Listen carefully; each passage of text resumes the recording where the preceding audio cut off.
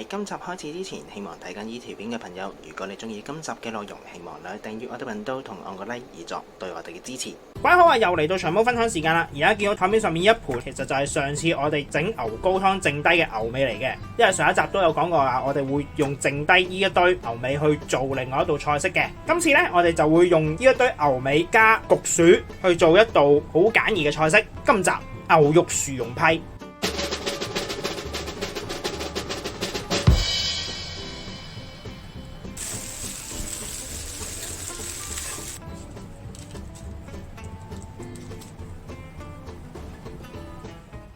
呢一個牛肉薯蓉批都好簡單嘅，基本上主要材料都係得焗薯、牛肉，仲有洋葱。基本上呢三樣材料都足夠做嘅。但係如果想再好味啲，我哋可以再加翻上次啲牛高湯，加強翻個牛肉嘅味道。而家我哋就嚟做呢道菜啦。第一件事我哋先處理咗啲焗薯先，會洗乾淨佢先嘅。洗好晒之後，我哋就準備烤盤，將焗薯擺上去。因為其實焗薯嘅程序同我哋上次簡易焗薯係一樣嘅，可以參考翻簡易焗薯嗰一集。然後我哋會用210度去焗佢45分鐘至1個鐘頭嘅，焗到個薯仔熟透為止。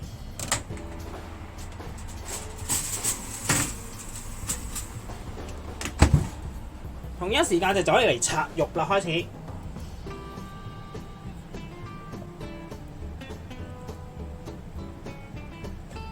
啲肉已經係腍到基本上好容易拆得散啦。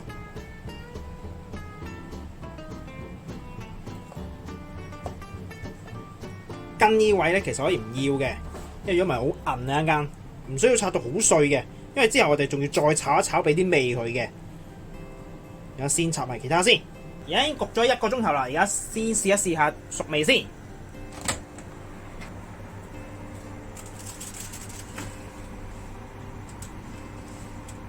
好輕易吉得入㗎啦，已經，即係已經熟晒啦個焗薯。而家先攞翻出嚟。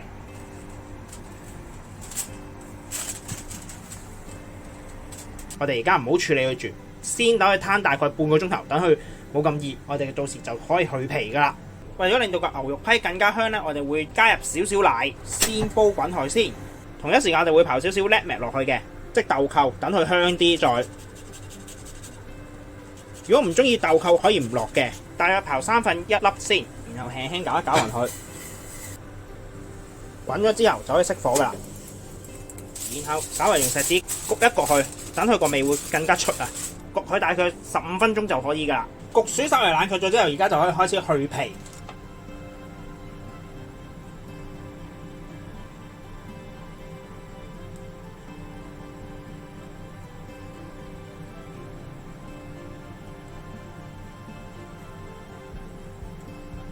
去完皮之後，我哋就開始嚟整薯蓉啦。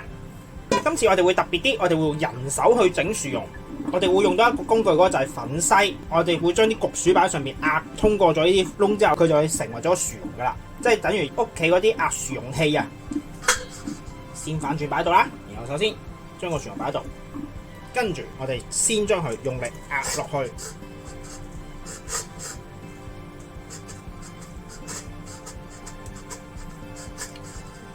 你睇係好輕鬆穿過晒嘅，而焗薯嘅纖維咧就會留咗喺個篩上面嘅。因為如果屋企有時啲 blender 佢唔夠力用嚟打薯蓉，有機會整壞咗個 blender 㗎。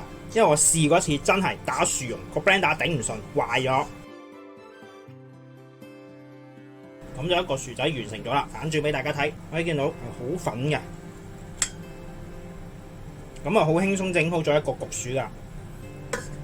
先處理埋其他焗薯先。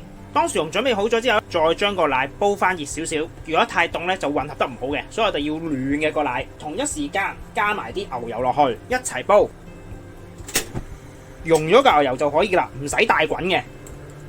同樣微滾就可以噶啦。跟住我哋熄火，準備一個隔篩，我哋要隔翻晒所有 net 出嚟嘅。如果唔係會有渣噶，到時食嘅時候。先將佢個篩倒落去啦，跟住將佢混合。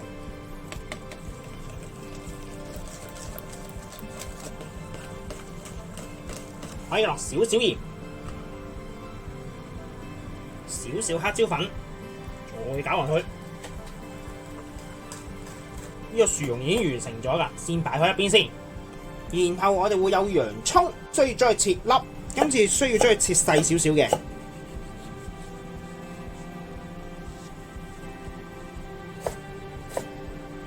然後會有 parsley 葉，然後將佢切絲嘅。然後我哋會將啲材料炒一炒咗先嘅，落少少油。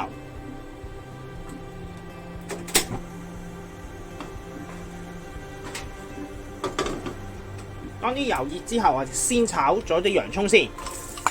洋葱唔需要炒到上色，純粹炒到軟身變透明就可以㗎啦。洋葱炒到軟身之後，我哋就落埋啲牛肉啦。當啲牛肉都炒到熱啦，啲油溶晒，冇咁濕嘅時候，我哋就可以熄火。到咗後就加埋啲 parsley 落去，記得係熄咗火先加，因為 parsley 如果你仲着住火嚟炒嘅話咧，佢會變黃嘅。如果你想係仲有少少翠綠咧，就要熄咗火先加，輕輕兜一兜勻就得噶啦。跟住就攞翻晒佢出嚟。當所有嘢都準備好晒之後咧，我哋就開始嚟砌呢個薯蓉批啦。首先我哋會有一個正方形模啦，然後有個盤下邊擺張紙。首先我哋喺個盤底嗰度落少少我哋嘅薯蓉先，落大概1/3高度左右就夠啦。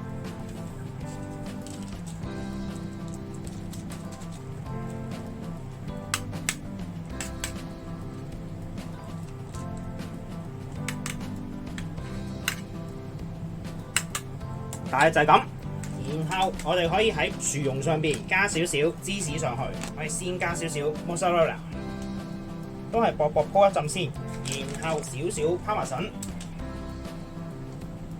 跟住就加我哋嘅牛肉餡料落去，同樣加大概1/3高度左右就夠啦。之後再喺上面落少少 parmesan。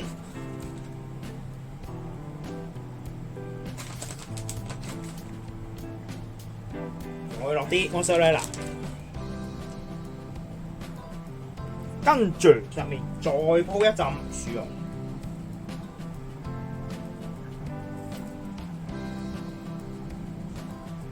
鋪平個面得㗎啦。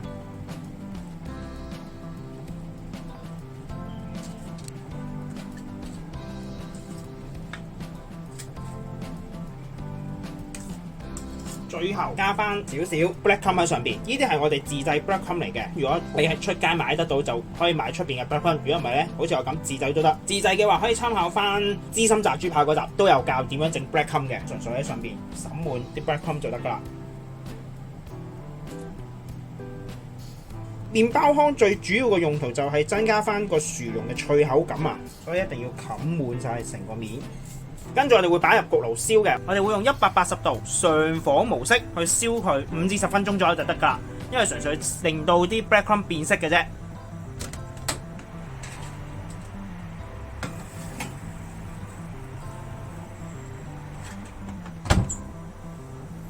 差唔多，俾大家睇一睇。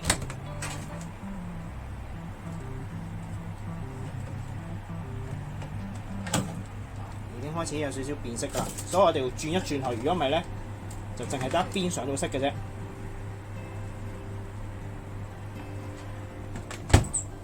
已經10分鐘啦，而家我哋攞翻佢出嚟。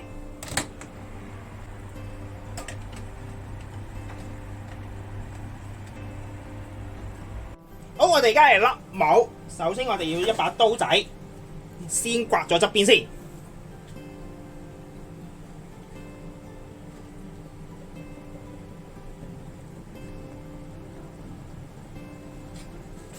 刮晒4邊之後，我哋就可以拎起個方形模㗎啦。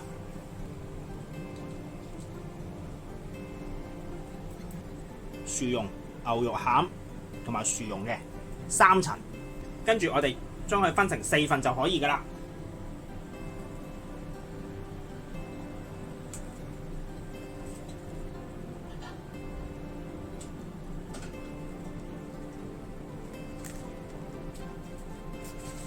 然後就可以上碟，稍為將4邊推一推翻齊佢就可以㗎啦。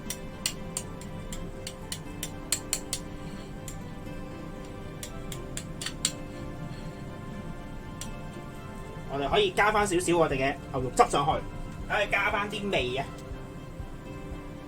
咁呢個薯蓉牛肉批亦都完成咗啦，咁希望大家中意啦，我哋下集再見，拜拜！我哋而家嚟試一試味，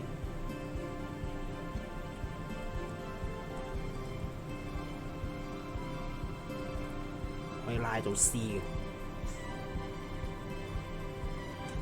啲薯蓉好滑，牛肉一啲都唔乾，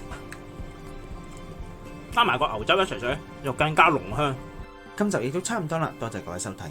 詳細食譜我哋會上傳喺 Facebook 專頁嗰度，有興趣嘅話可以上去查閱。另外，如果中意我哋頻道嘅話，希望可以訂閱我哋頻道同按個 like 而作對我哋嘅支持。希望大家中意啦，我哋下集再見，拜拜。